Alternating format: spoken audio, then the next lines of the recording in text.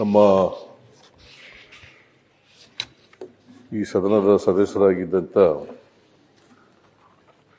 ಹಿರಿಯರಾದಂಥ ಶಾಮನೂರು ಶಿವಶಂಕರಪ್ಪನವರು ನಿನ್ನೆ ನಿಧನರಾಗಿದ್ದಾರೆ. ಅವರ ಆತ್ಮಕ್ಕೆ ಶಾಂತಿ ದೊರಕಲಿ ಅಂತೇಳಿ ಒಂದು ಸಂತಾಪ ಸೂಚಕ ನಿರ್ಣಯವನ್ನು ಕರೆದಿದ್ದೀರಿ. ಆ ನಿರ್ಣಯಕ್ಕೆ ನನ್ನ ಬೆಂಬಲವನ್ನು ವ್ಯಕ್ತ ಮಾಡಿ ಶಾಮನೂರು ಶಿವಶಂಕರಪ್ಪನವ್ರ ಬಗ್ಗೆ ಕೆಲವು ಮಾತುಗಳನ್ನು ಆಡಲಿಕ್ಕೆ ಬಯಸ್ತೇನೆ. ಶಾಮನೂರು ಶಿವಶಂಕರಪ್ಪನವರು ದೇಶದಲ್ಲಿಯೇ ಒಬ್ಬ ಹಿರಿಯ ಶಾಸಕ. 2023ರಲ್ಲಿ ಆಯ್ಕೆಯಾಗಿ ಇಲ್ಲಿವರೆಗೂ ಕೂಡ ನಮ್ಮ ಜೊತೆಯಲ್ಲಿದ್ದರು. ಜೊತೆಗೆ ನನ್ನ ಜೊತೆ ನನ್ನ ಮಂತ್ರಿಮಂಡಲದಲ್ಲಿ ಮಂತ್ರಿಯಾಗೂ ಕೂಡ ಕೆಲಸ ಮಾಡಿದರು. ಅವರು 2016ರಲ್ಲಿ ನಾನು ಮಂತ್ರಿಮಂಡಲ ರೀಸಫಲ್ ಮಾಡಿದಾಗ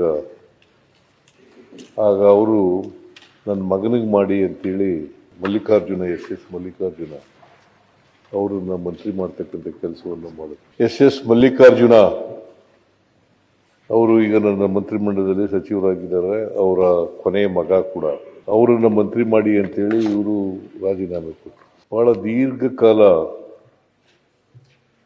ಅಖಿಲ ಭಾರತ ವೀರಶೈವ ಮಹಾಸಭಾದ ಅಧ್ಯಕ್ಷರಾಗಿದ್ದರು. ಈ ಗಳಿಗೆವರೆಗೂ ಕೂಡ ಆಗಿದ್ದರು. ಅವರು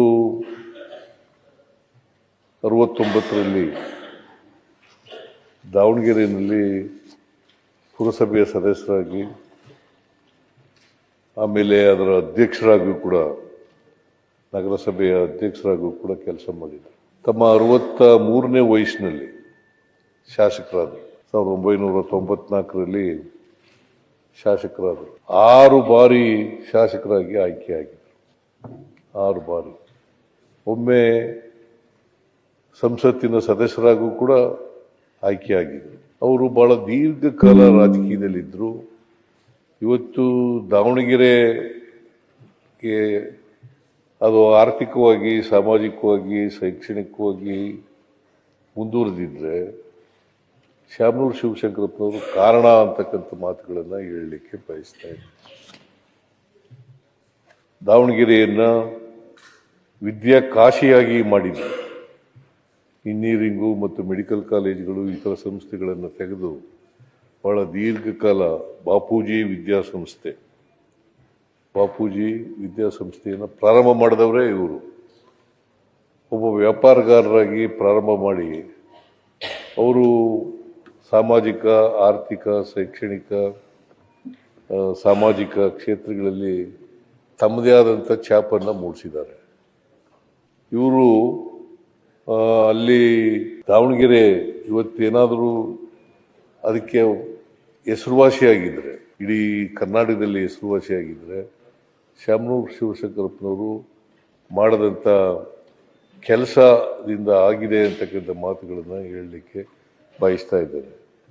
ಇವರು ಜವಳಿ ಭಾಳ ಉತ್ಕೃಷ್ಟವಾಗಿತ್ತು ದಾವಣಗೆರೆಯಲ್ಲಿ. ಅದರ ಅವನತಿ ಪ್ರಾರಂಭ ಆಯಿತು.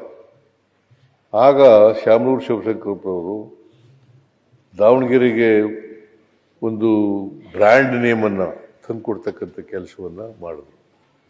ಸೊ ಅಂಥವರು ನಮ್ಮನ್ನು ಅಗಲಿದ್ದಾರೆ. ಭಾಳ ದೀರ್ಘಕಾಲ ನಮ್ಮ ಕಾಂಗ್ರೆಸ್ಸಿನ ಟ್ರೆಷರರ್ ಕೂಡ ಆಗಿದ್ದರು. ಭಾಳ ದೀರ್ಘಕಾಲ ಟ್ರೆಷರರ್ ಆಗಿದ್ದರು.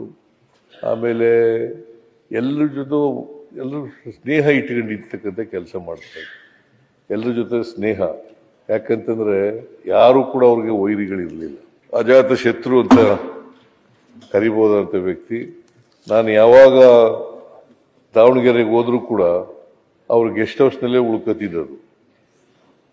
ಆಮೇಲೆ ನನ್ನ ದಾವಣಗೆರೆ ಹೋದಾಗೆಲ್ಲ ಊಟಕ್ಕೆ ಬರಿ ಅಂತ ಕರಿತಿದ್ರು. ಯಾವಾಗ ಹೋದರೂ ಕೂಡ ನಮ್ಮನೆಯಲ್ಲೇ ಊಟ ಮಾಡಬೇಕು ಅಂತ ಕರಿತಾ ಇದ್ರು. ಹಾಗಾಗಿ ಅಲ್ಲೇ ಊಟ ಮಾಡ್ತಿದ್ದೆ. ಜೊತೆಗೆ ನನಗೆ 75 ವರ್ಷ ಮುಗೀತಲ್ಲ, ಆಗ ಅವ್ರ ಜಾಗದಲ್ಲೇ ನಾನು ಫಂಕ್ಷನನ್ನು ಮಾಡಿದ್ದದು. ಸೊ ಹಾಗಾಗಿ ಅದೇ ಕೊನೆ ಊಟದ ಹಬ್ಬ ನಾನು ಆಚರಣೆ ಮಾಡ್ಕೊಂಡಿದ್ದು. ಮತ್ತು ಅದೇ ಮೊದಲು ಎಲ್ಲಿವರೆಗೆ, ಯಾಕಂದರೆ ನನಗೆ ಊಟದ ತಾರೀಖೇ ಗೊತ್ತಿಲ್ಲ ಕರೆಕ್ಟಾಗಿ. ಮೇಷ್ಟ್ರು ಬರ್ಕೊಂಡಿರೋದು 5ನೇ ತರಗತಿಗೆ ನೇರವಾಗಿ ನಾನು ಅಡ್ಮಿಷನ್ಸ್ ಆಗುವಾಗ ಮೇಷ್ಟ್ರು ರಾಜಪ್ಪ ನಮ್ಮ ಮೇಷ್ಟ್ರು ಬರ್ಕೊಂಡಂಥ ಡೇಟೇ ನನಗೆ ಊಟದ ತಾರೀಕು. ಅದರಿಂದ ನನಗೆ ಡೇಟ್ ಆಫ್ ಬರ್ತ್, ಯಾಕಂದರೆ ನಮ್ಮಮ್ಮ ನಮ್ಮಪ್ಪ ಎಲ್ಲರೂ ಕೂಡ ಹೆಬ್ಬೆಟ್ಟೊತ್ತವರು, ಅವಿದ್ಯಾವಂತರು. ಹಾಗಾಗಿ ಡೇಟ್ ಆಫ್ ಬರ್ತ್ ಬರ್ಕೊಂಡಿರಲಿಲ್ಲ. ಹಾಗಾಗಿ ಅವ್ರು ದಾವಣಗೆರೆಯಲ್ಲೇ ನಾನು ಆಯ್ಕೆ ಮಾಡಿದೆ. ಅವ್ರ ಜಾಗದಲ್ಲೇ 75ನೇ ವರ್ಷದ ಜನ್ಮದಿನವನ್ನು ಆಚರಣೆ ಮಾಡ್ಕೊಳ್ತಕ್ಕಂಥ ಕೆಲಸವನ್ನು ಮಾಡಿದ್ದೆ. ಸೊ ಒಂದೇನಪ್ಪ ಅಂತಂದರೆ, ಶಾಮನೂರು ಶಿವಶಂಕರಪ್ಪನವರು ಸಹಾಯ ಹಸ್ತ ಭಾಳ ಇತ್ತು. ಕೋವಿಡ್ ಸಂದರ್ಭದಲ್ಲಿ ನಮಗೆ ಆಕ್ಸಿಜನ್ ಸಿಗದೇ ಇದ್ದಾಗ ಸುಮಾರು 6 ಕೋಟಿ ರೂಪಾಯಿಗಳನ್ನು ಖರ್ಚು ಮಾಡಿ ಆಕ್ಸಿಜನನ್ನು ಉಚಿತವಾಗಿ ಹಂಚತಕ್ಕಂಥ ಕೆಲಸವನ್ನು ಮಾಡಿದರು. ಅಂತಹ ಒಬ್ಬ ಅಪರೂಪದ ರಾಜಕಾರಣಿ ನಮ್ಮನ್ನು ಅಗಲಿದ್ದಾರೆ. ಅವರ ಆತ್ಮಕ್ಕೆ ಚಿರಶಾಂತಿ ದೊರಕಲಿ ಅಂತಕ್ಕಂಥ ಮಾತುಗಳನ್ನು ಹೇಳಿ, ಅಪಾರವಾದಂಥ ಅವರ ಕುಟುಂಬ, ಯಾಕಂದರೆ ಒಂದು ದೊಡ್ಡ ಕುಟುಂಬ, 3 ಜನ ಗಂಡು ಮಕ್ಕಳು 4 ಜನ ಹೆಣ್ಣುಮಕ್ಕಳು ಇದ್ದಂಥ ಒಂದು ದೊಡ್ಡ ಕುಟುಂಬ. ಅವ್ರನ್ನೆಲ್ಲ ಅಗಲಿದ್ದಾರೆ. ಬಹಳ ದೊಡ್ಡ ಸಾವಿರಾರು ಲಕ್ಷಾಂತರ ಅಭಿಮಾನಿಗಳನ್ನು ಅಗಲಿದ್ದಾರೆ. ಅಂಥವರು ನಮ್ಮನ್ನು ಇವತ್ತು ನಮ್ಮಿಂದ ದೂರ ಆಗಿದ್ದಾರೆ. ಮತ್ತು ಸಿಟ್ಟಿಂಗ್ ಮೆಂಬರು, ನಿನ್ನೆ ನಾನು 15 ದಿನಗಳ ಹಿಂದೆ ಕಾಣಿಸುತ್ತೆ ಆಸ್ಪತ್ರೆಗೆ ಹೋಗಿದ್ದೆ. ಅಷ್ಟೊತ್ತಿಗಾಗಲೇ ಅವರು ಮಾತಾಡೋ ಪರಿಸ್ಥಿತಿಯಲ್ಲಿ ಇರಲಿಲ್ಲ. ಅಲ್ಲಿ ಒಂದು ಅರ್ಧ ಗಂಟೆ ಇದ್ದು ನೋಡ್ಕೊಂಡು ಬಂದೆ. ಅಂಥವರು ನಮ್ಮನ್ನು ಅಗಲಿದ್ದಾರೆ.